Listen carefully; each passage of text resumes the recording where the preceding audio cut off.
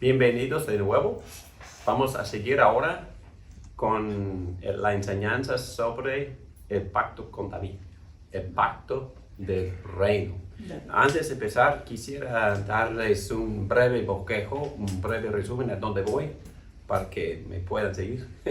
Muy bien, una pregunta en la clase anterior tuvo que ver con la palabra de Dios, porque siempre en los pactos Dios habla, pero en este caso vamos a considerar todo lo que Dios le había dicho a David, inaugurando no solo su reino como rey, pero también estableciendo con David su pacto, porque las dos cosas van juntas. Y luego, como en todos los pactos, vamos a considerar las bendiciones del pacto. Dios había escogido a David, número uno. Número dos, va a ser su nombre grande. ¿A quién más le había dicho eso? A Samuel. A Abraham. A Abraham, sí, muy bien. Y también le va a prometer tierra. ¿A quién más le había prometido tierra? Abraham. Abraham y también Moisés. Porque habían entrado en la tierra. En este caso, casa, que quiere decir linaje o escogido. Los descendientes son los que, de sangre, son los que van a reinar sobre el trono. Y luego la inauguración en sí, vamos a considerar dos cosas, promesas, bendiciones, y también siempre notamos cuando el término ocurre. ¿Qué término? Pacto. Dios usa esta palabra con David, el término pacto. Vamos a también repasar, o Dios mismo va a repasar las bendiciones, el pacto o linaje de sangre, es decir, un descendiente va a ocupar o sentarse sobre el trono. Dos, la promesa de que su hijo también va a construir el templo. Y también, muy interesantemente, otra bendición es que la palabra o el término hijo ocurre por primera vez. Dios considera a su rey, no solo su rey, su súbdito, su príncipe, sino su hijo.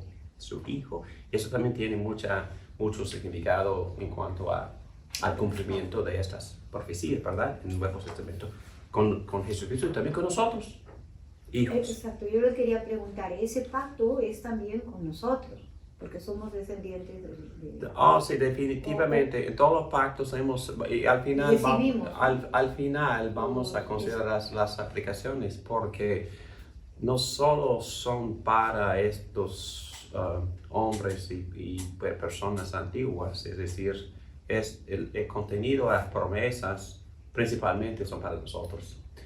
Y porque estamos viviendo el cumplimiento de todo esto, la consumación en Jesucristo, y que todos estos pactos señalan, apuntan, profecían, son tipos y señales y sombras de Cristo mismo, y todo lo que tenemos en Cristo, todos los beneficios que tenemos en Cristo. Entonces, buena pregunta, porque eso también me da la oportunidad de decir que cuando estamos estudiando la serie de pactos, empezando con Adán, y luego Noé, y luego Abraham, luego Moisés, David y todo consumado en Cristo, lo que estamos estudiando es el Evangelio mismo. Porque todo esto Cristo cumplió, y en un sentido muy especial y eternamente hablando, vamos a poder recibir todos esos beneficios y bendiciones que le está prometiendo Dios a David, a Abraham, a Moisés, a Noé, y en un sentido también a Adán, porque todo lo que Adán falló en hacer, vino otro, se llama segundo Adán, el último Adán, que cumplió todo lo que, en el caso de primero, él falló, pero el segundo cumplió, obedeció, y también tenemos las bendiciones que Dios quería darle a Adán, pero por medio de la obediencia del segundo Adán, es Jesucristo mismo, recibimos nosotros todos esos beneficios. Entonces, estamos estudiando el Evangelio mismo, y otra palabra para que los pastores que escuchen mi voz entiendan, es que cuando usted predica estos pactos, por favor, predica el Evangelio, porque toda esta sustancia es sustancia del mismo Evangelio. Y no prediquen, por favor, estos pactos o estos capítulos como lecciones de moralidades, no. Tampoco de como grandes ejemplos, no son muy buenos ejemplos estos hombres. No, prediquen, por favor, que la sustancia que Dios le había prometido en estos pactos es el mismo contenido, la misma sustancia que se encuentra en el Evangelio. Estamos predicando, estamos en este momento estudiando el Evangelio mismo, porque Cristo cumplió todo esto. Así es. ¿Ok? Muy bien. Sí. Y por favor no prediquen las leyes así como los mormones. Es que cualquiera puede predicar ley. Hay que predicar ley, pero siempre cuando predican ley, hay que predicar la gracia primero. Hay que predicar la redención. Somos redimidos, liberados para poder obedecer las leyes. No obedecer las leyes para poder ser redimidos. No, imposible. No. Hay que predicar el orden del Evangelio. El orden también se establece o se encuentra en todos los textos del Nuevo Testamento. Principalmente, no voy a repetir el texto, pero Efesios capítulo 2, versículos 8, 9 y 10. Tenemos gracia, fe y luego hemos sido constituidos para hacer buenas obras en Cristo Jesús. Nueva creación en Cristo Jesús. La palabra que se usa es poema o poema. Es decir, Dios todavía nos está escribiendo, ¿verdad? Escribiendo que nos está forjando a Cristo mismo dentro de nosotros. ¿Para qué? Para que obedezcamos las leyes. Pero eso viene como resultado de la gracia. La obediencia, la moralidad, el amor, el fruto, resulta de ¿qué? De la unión que tenemos en Cristo Jesús. Resulta de la redención que tenemos en Cristo Jesús. Y no es la base sobre la cual Dios nos salva. No, Dios nos salva para hacer buenas obras, pero nos redime primero. Como lo hizo con Abraham, que él creyó. Pero Dios lo había escogido y Dios le había prometido todo, lo había bendecido. ¿Okay? ¿Me crees? Sí, creo en ti, creo en lo que tú has prometido y tu fe fue considerada como justicia. Así como nosotros, no es nada cambiado. Lo único que ha cambiado es que estamos viviendo después del cumplimiento de todo esto. Y Abraham 2000 años antes y nosotros 2000 años después. Pero es el mismo evangelio. Entonces, Abraham fue salvo exactamente así como nosotros somos salvos, por fe en la promesa de salvar al mundo a través de la simiente. Y esa simiente, según Gálatas 3:16, es Jesucristo mismo. Muy bien. Bueno, oremos. Gracias, Padre, por darnos estas enseñanzas.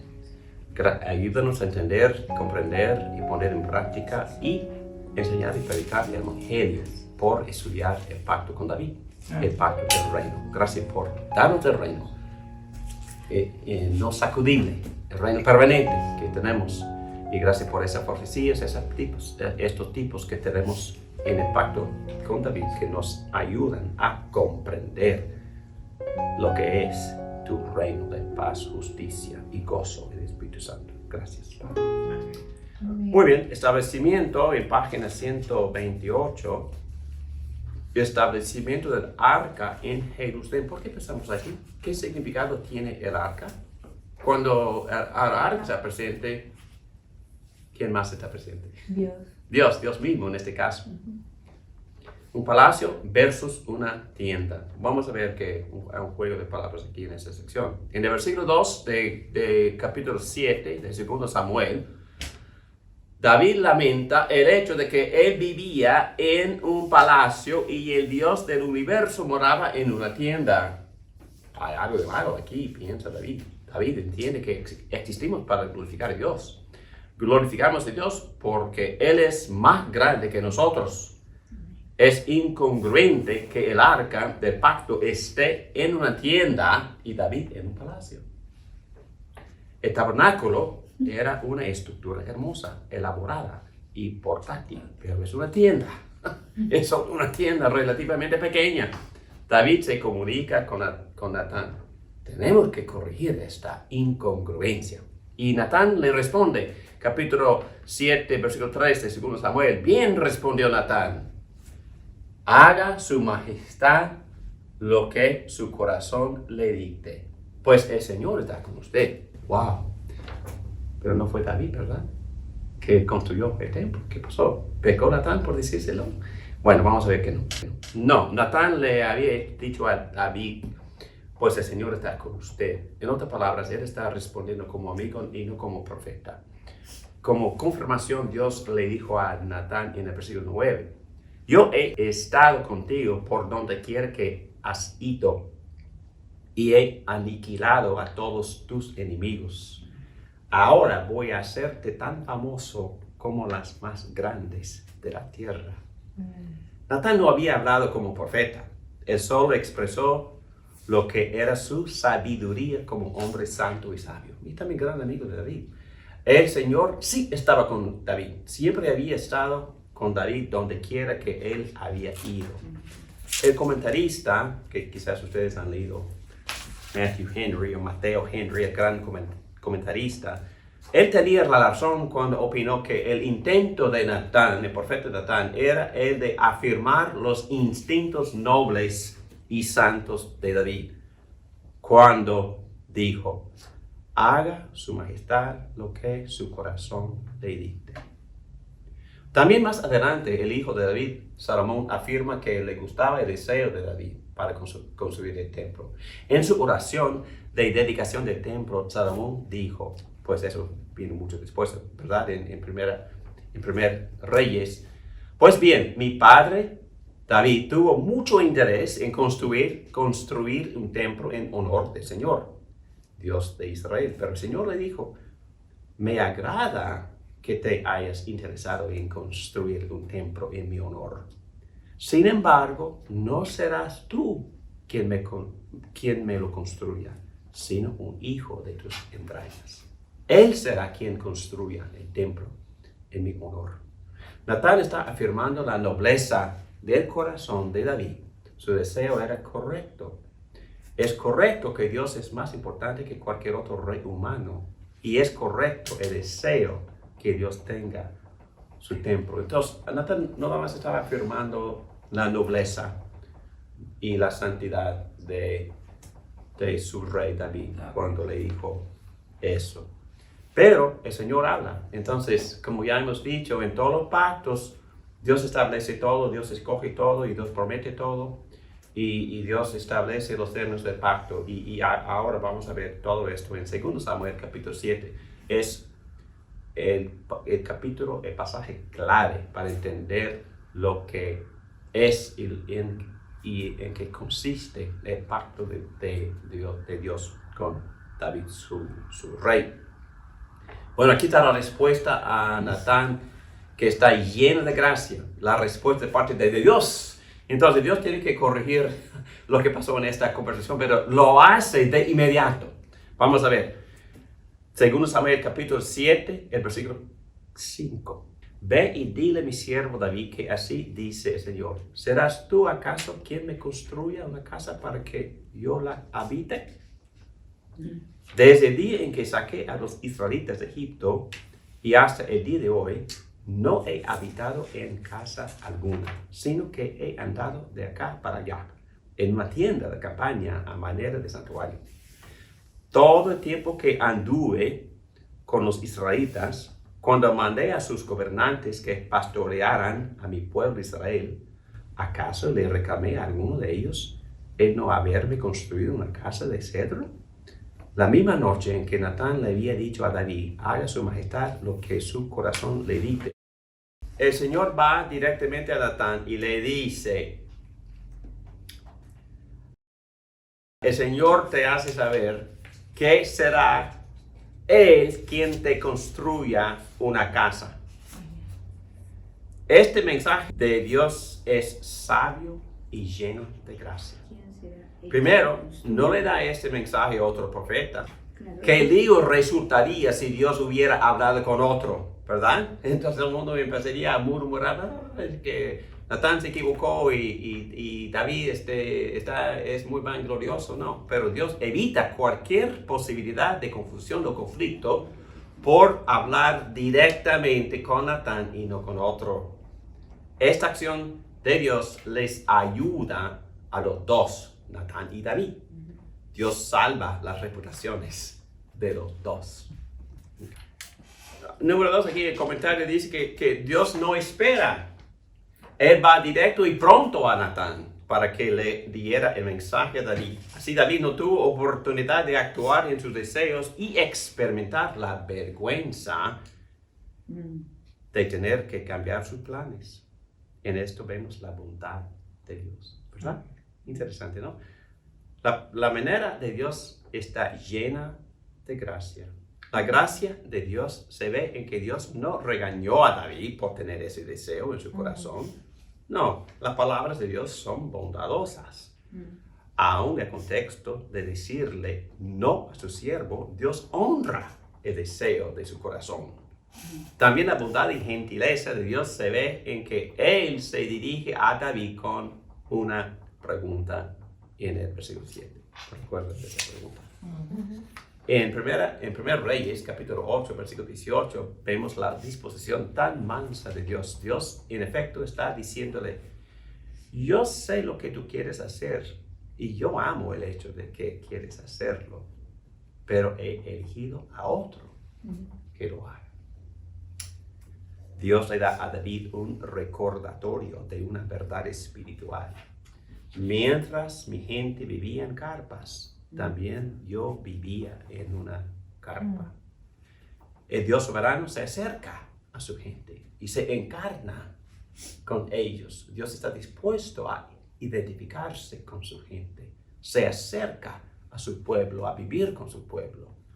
Y obviamente eso predice lo que Jesús dijo, ¿verdad? En la encarnación de Jesucristo, en Juan 1:14, estaba haciendo solo lo que su Padre había también hecho. Él vivió en carpa, en tienda. Ya hemos dicho esto en varias ocasiones. En el versículo 14 de Juan 1 dice que el verbo tabernaculó entre nosotros, es decir, hecho carpa y vivió como vecino a nuestro lado en carpa, pero la carpa fue su propio cuerpo humano. Muy bien. Si quieres conocer a Dios, mira a Jesús. Amén. Jesús está imitando a su Padre. El Padre literalmente había hecho tabernáculo con su pueblo, viviendo en una tienda con su gente. Y Jesús está siguiendo su ejemplo. En el Nuevo Testamento, Jesús hace tabernáculo en carne. Según la letra E, en página 131.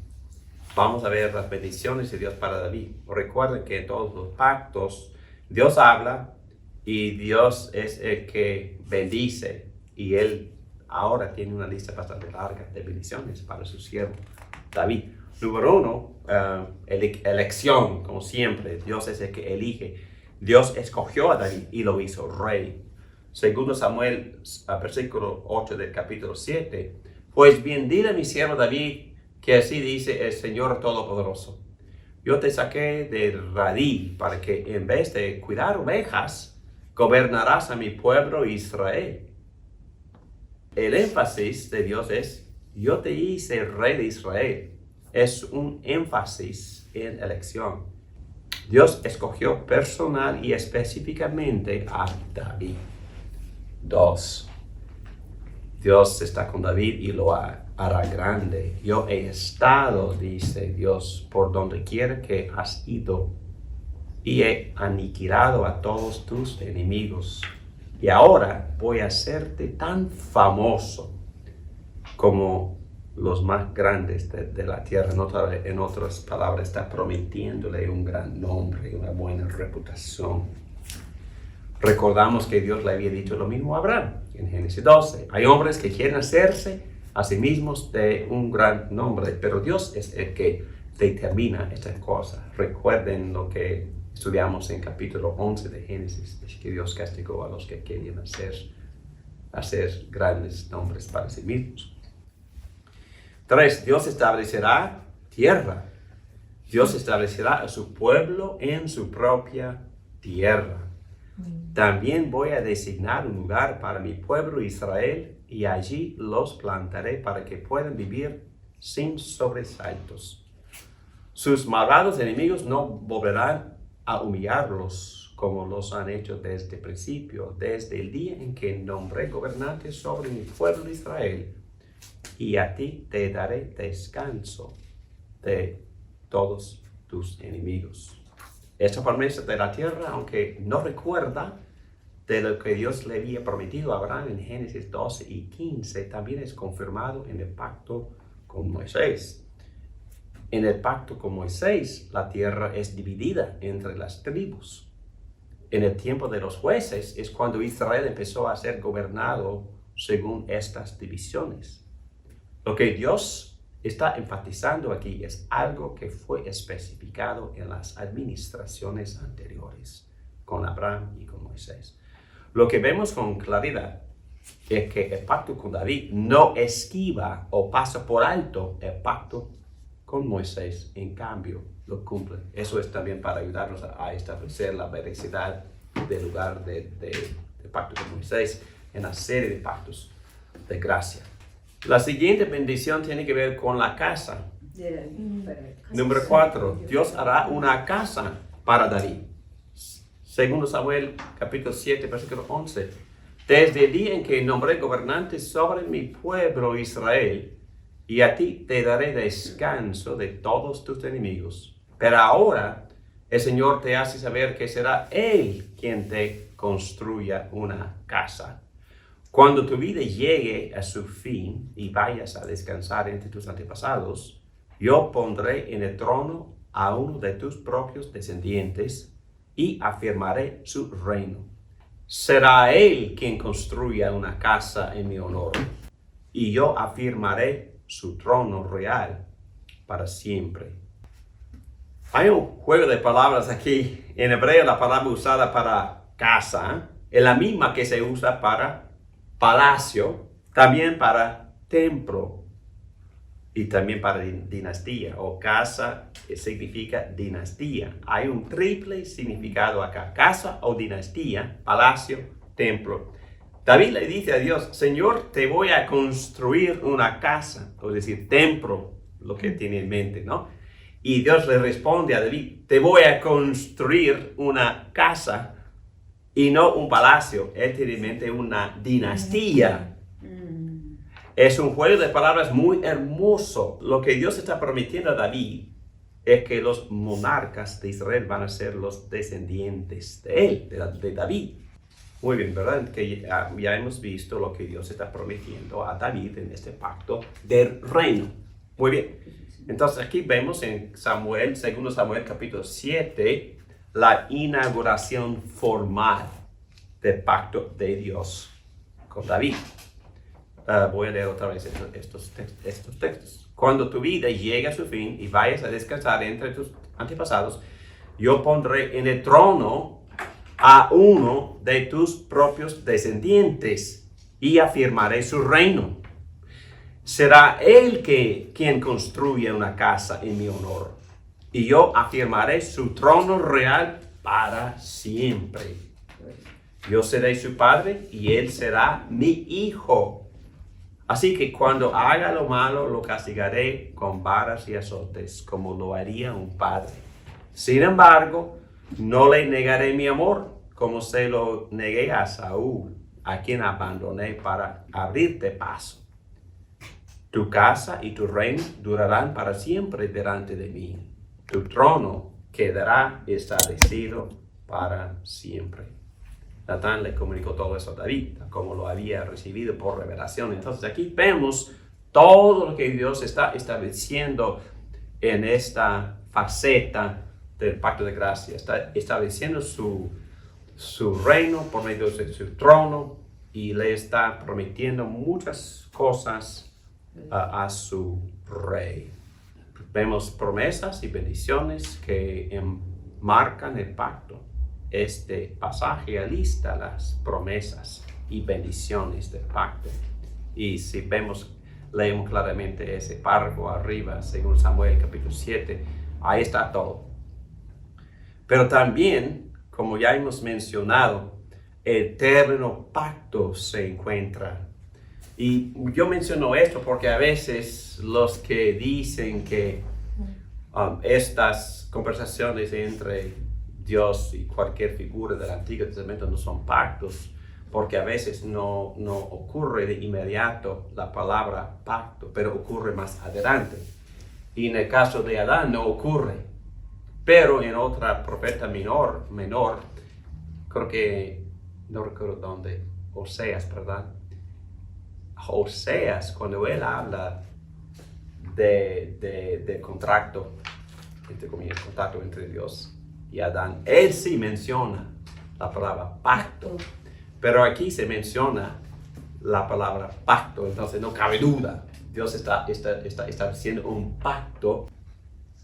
En este contexto, la palabra pacto sí se ve. Fíjense en que el término pacto no se usa al principio, ni se encuentra en el resto del capítulo 7 de 2 Samuel. Abner había usado el término en el capítulo 3. Los ancianos habían usado el término en el capítulo 5. Además, otros pasajes dicen específicamente que Dios había hecho un pacto con David. Entonces, mi punto aquí es que aunque no aparece la palabra en este capítulo, se aparece antes y después, y varios autores de la Biblia también usan el término pacto cuando se refieren a las promesas que Dios le había dado a su rey David, estableciendo su reino. Muy bien, aquí en Salmo 89, versículo 3, dijiste, he hecho un pacto con mi escogido. Y entonces, bajo la guía del Espíritu Santo, el salmista está diciendo, le he jurado a David mi siervo. Entonces, la palabra pacto sí se menciona, se ve en Salmo 89, hablando del pacto entre Dios y David. Estableceré tu dinastía para siempre, parte de la promesa. Este trono y reino será eterno. Y afirmaré tu trono por todas las generaciones. Vemos que David era el escogido, que Dios establecería su trono y lo establecería generacionalmente. Dios sí hizo un pacto con David. También cuando vemos esto en Salmo 132, versículo 10. Por amor a David, tu siervo, no les des la espalda a tu ungido. El Señor le ha hecho a David un firme juramento que no revocará. A uno de tus propios descendientes lo pondré en tu trono, y tus hijos cumplen con mi pacto y con los estatutos que les enseñaré. También sus descendientes te sucederán en el trono para siempre. El Señor ha escogido a Sión. Su deseo es hacer de este monte su morada. Aquí vemos lo mismo. Es un punto importante. Dios establece pactos en la Biblia, aun cuando el término pacto no se usa. Pero otros profetas, bajo la guía del Espíritu Santo, caracterizan esos encuentros como pactos. Aquí vemos la necesidad de seguir una buena hermenéutica bíblica, la misma que usa la Biblia para interpretarse. ¿Entienden ese punto? Después de este contexto, los salmistas hablan de esta relación entre Dios y David como pacto. Entonces, para poder entender algunos pasajes donde el término no se usa, es muy apropiado ver como otros profetas más adelante, bajo la guía del Espíritu Santo, como ellos caracterizan estas relaciones entre Dios y su siervo. Muy bien, vamos a repasar otra vez las bendiciones del pacto para David y su heredero. Este pacto que Dios hace con David en 2 Samuel 7 asegura numerosas bendiciones para David. Recuerdan que la bendición que ya hemos mencionado es la bendición de que un heredero del rey David se sentará sobre el trono. La misma carne y sangre de David ocupará el trono. Segundo Samuel 7:12. Cuando tu vida llegue a su fin y vayas a descansar entre tus antepasados, yo pondré en el trono a uno de tus propios descendientes y afirmaré su reino. Esta promesa es muy significativa. Saúl anhelaba tener a su hijo en el trono como su sucesor. Jonatán era un hombre mejor que Saúl, o mejor de cualquiera de nosotros. un hombre digno de ser seguido. Pero Dios le dijo a Saúl, no, tu hijo no se sentará en el trono. Jonatán también reconoció que David era el ungido de Dios. Y Jonatán hizo un pacto con David reconociendo su papel único en el plan de Dios. También a la luz del conflicto que todavía existía entre las tribus a su alrededor, es sumamente significativo que Dios diga, tu hijo se sentará en el trono. Muy bien, otra promesa, otra bendición. El heredero de David cumplirá el deseo de David para construir la casa de Dios. Estamos hablando del templo.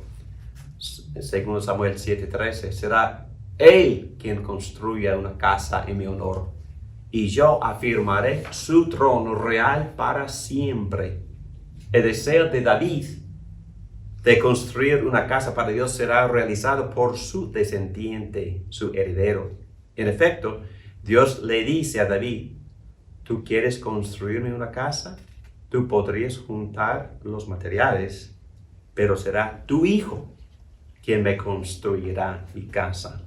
Y David ciertamente recibió estas noticias como una gran bendición y no como un rechazo. Y número 3, el heredero de David tendrá una relación única con Dios. La primera vez en la Biblia, por primera vez, un ser humano se llama el Hijo de Dios. Segundo Samuel 7, versículo 14. Y vamos a acampar por mucho tiempo en este capítulo porque casi todo lo que se dice acerca del reino de Jesucristo, cumpliendo esas profecías, se basa en este mismo capítulo 7 de Segundo Samuel. Es un capítulo clave para entender las profecías acerca de Jesucristo, y el Nuevo Testamento hace muchísima referencia a este capítulo. Y versículo 14 dice así, yo seré su padre y él será mi hijo. ¿A quién se refiere? ¿Quién será el hijo de Dios según esta profecía? David ya es. Salomón. Así que cuando haga lo malo, lo castigaré con varas y azotes, como lo haría un padre. Con su hijo.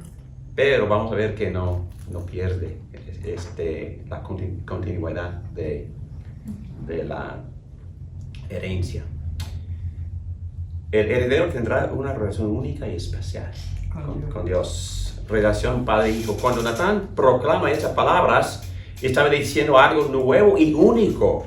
Y en la Biblia hebraica, los que vivimos bajo el nuevo pacto, nosotros, los que tenemos el privilegio precioso de dirigirnos a Dios individualmente como Abba, Padre, nosotros no comprendemos el significado de esta profecía, de estas palabras, Hijo de Dios. Esto sonaría alarmante a los oídos de un hebreo. En ningún otro texto del Antiguo Testamento un individuo humano es designado como el Hijo de Dios. Quizás amigos sí, pero Hijo de Dios no. Y cuando nosotros hablamos así entre los musulmanes, ellos también se asustan porque según ellos, nosotros nos hace falta reverencia por usar este término. Pero Israel como colectivo siempre se menciona o se llamaba Hijo de Dios. Esto se expresa en varios textos bíblicos, pero un individuo nombrado Hijo de Dios, jamás. Es increíble que ahora este término se usa para un ser humano. Pero esto es muy especial y provee un precursor muy importante para que después Jesús reclame ser Hijo de Dios en el Nuevo Testamento, cumpliendo esta profecía. Jesús reclama ser Hijo de Dios, el Hijo de Dios. En el Nuevo Testamento Jesús reclama ser el Hijo de Dios de una manera sumamente superior bajo un nuevo pacto. Y número 4, estamos hablando de las bendiciones. El heredero de David experimentaría el castigo por sus pecados, pero no será desechado como Saúl. Es un punto muy importante. Yo seré su padre y él será mi hijo, así que cuando haga lo malo lo castigaré con varas y azotes. como lo haría un padre. Sin embargo, no le negaré mi amor, como se lo negué a Saúl, a quien abandoné para abrirte paso. Saúl había asumido para sí mismo los derechos de un sacerdote, ¿recuerdan? Por eso Dios lo había disciplinado. Derechos que no eran suyos, y por eso Dios lo castigó y lo desechó. Lo reemplazó como rey. Pero el caso del heredero de David será diferente. Eso es importante. Salomón desobedeció de gran manera. Nosotros sabemos la historia, ¿verdad?